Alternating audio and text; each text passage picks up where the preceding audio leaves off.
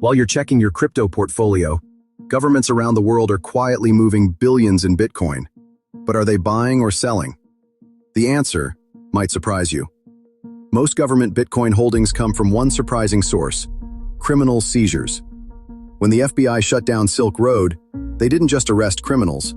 They inherited 144,000 Bitcoins, worth over $4 billion at today's prices. But here's what's really happening behind closed doors. The US government has been systematically auctioning seized Bitcoins for years, converting ill-gotten gains into usable funds through structured public sales. Other moves make headlines too. Reports claim Germany liquidated large holdings in a short period, triggering noticeable market ripples.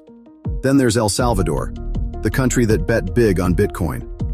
In 2021, they bought 1,120 Bitcoins at about $52,700 each. President Bukele insisted they wouldn't sell.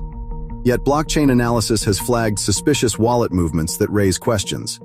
Tracking government Bitcoin sales remains extremely difficult because of blockchain pseudonymity and limited official disclosure. Still, one thing is clear. When governments move large amounts of Bitcoin, retail investors often feel it first through price swings and sentiment shifts. So how can you stay ahead and separate signal from noise? Watch for 3 key signals: official auction announcements and schedules, unusual large transfers from wallets linked by analysts to government holdings, and sudden policy or regulatory changes from finance ministries or central banks. Combine those with reputable blockchain analysis and expert commentary to form a clearer picture.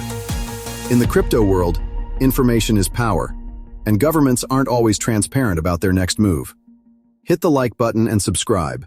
Stay alert, follow verified sources, and treat big on-chain movements as possible precursors to market change.